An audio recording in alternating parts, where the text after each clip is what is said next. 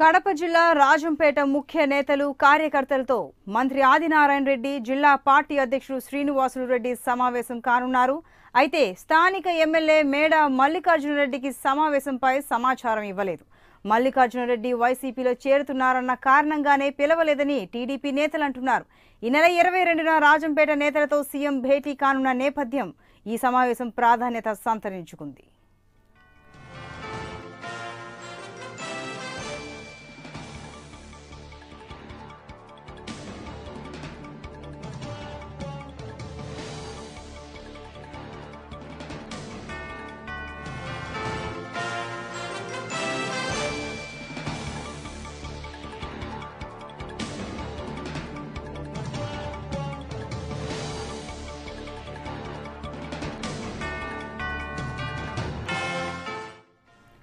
కడప జిల్లా రాజంపేట ముఖ్య నేతలు కార్యకర్తలతో మంత్రి ఆదినారాయణ రెడ్డి జిల్లా పార్టీ అధ్యక్షుడు శ్రీనివాసులు రెడ్డి సమావేశం కానున్నారు. అయితే స్థానిక ఎమ్మెల్యే మేడ మల్లికార్జున రెడ్డికి సమావేశంపై సమాచారం ఇవ్వలేదు.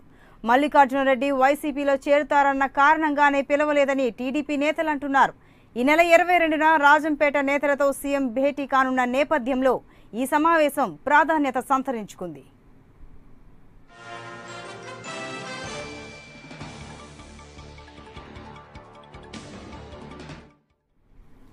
దీనికి సంబంధించి మరింత సమాచారం మా కడప ప్రతినిధి చంద్రశేఖర్ రెడ్డి ఫోన్లలో సమాచారం అందిస్తారు. చంద్రశేఖర్ రెడ్డి చెప్పండి.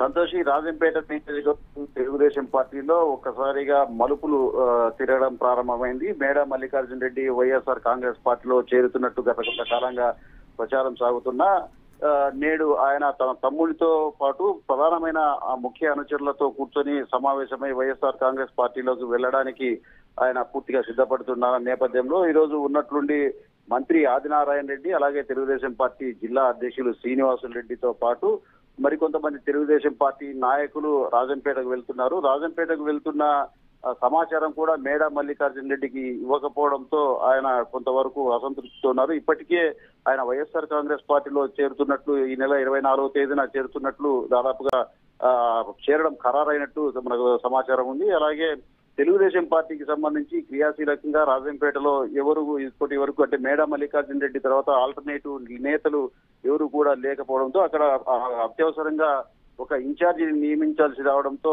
మంత్రి ఆదినారాయణ రెడ్డి అలాగే జిల్లా పార్టీ అధ్యక్షులు శ్రీనివాసులు రెడ్డి అక్కడికి వెళ్లి అక్కడ పార్టీ ఇన్ఛార్జిని ప్రకటించే అవకాశం ఉంది. ముఖ్యమంత్రి చంద్రబాబు నాయుడు కూడా చాలా సార్లు మేడ మల్లికార్జున రెడ్డితో పార్టీ మారవద్దని చెప్పడం జరిగింది. పార్టీ మారకుండా ఉండడానికి కావలసిన అన్ని అవకాశాలను కూడా ముఖ్యమంత్రి కల్పించినట్టు మనకు సమాచారం ఉంది. అయితే ముఖ్యమంత్రి మాట కూడా వినకుండా మల్లికార్జున రెడ్డి వైఎస్ఆర్ కాంగ్రెస్ పార్టీలో చేరేందుకు సిద్ధపడుతున్నారు. మొదటి నుంచి కూడా వైఎస్ఆర్ ఫ్యామిలీతో తమకు అనుబంధం ఉందని, అయితే పార్టీ తెలుగుదేశం పార్టీ తనను ఎమ్మెల్యేగా నిలబెట్టి ఎమ్మెల్యే టికెట్ ఇచ్చి అలాగే తన తండ్రి వెంకటరెడ్డికి టీటీడీ బోర్డు మెంబర్ గా అవకాశం ఇచ్చినప్పటికీ కూడా తమకు మొదటి నుంచి వైఎస్ఆర్ కాంగ్రెస్ పార్టీ వైఎస్ఆర్ కుటుంబంతో సత్సంబంధాలు ఉన్నాయని మేడ మల్లికార్జున రెడ్డి సోదరుడు మేడ రఘునాథరెడ్డి చెప్తూ వచ్చారు. ఈ నేపథ్యంలో మల్లికార్జున రెడ్డికి ఇష్టం లేకపోయినా కూడా రఘునాథరెడ్డి ప్రోద్బలంతోనే ఆయన వైఎస్ఆర్ కాంగ్రెస్ పార్టీలో చేరుతున్నట్లు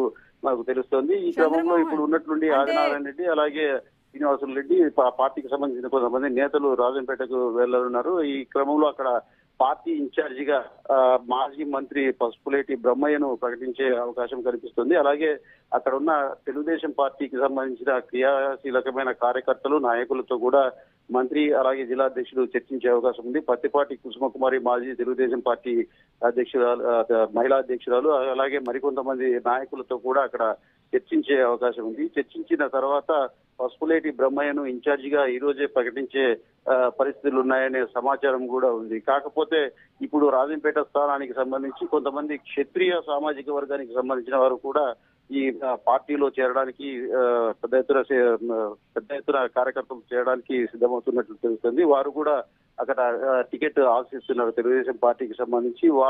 వారు కూడా ఇప్పుడు మంత్రి ఆదినారాయణ రెడ్డిని కలిసే అవకాశం ఉంది. ఈ నేపథ్యంలో ఈ రోజే రాజంపేట నియోజకవర్గ తెలుగుదేశం పార్టీ ఇన్ఛార్జిని ప్రకటిస్తారా లేకపోతే మరి కొద్ది రోజులు ఆలస్యం తర్వాత అయినా కూడా ప్రకటిస్తారా అనేది కూడా తేలాల్సింది. Right Chandramohan Raju, thank you.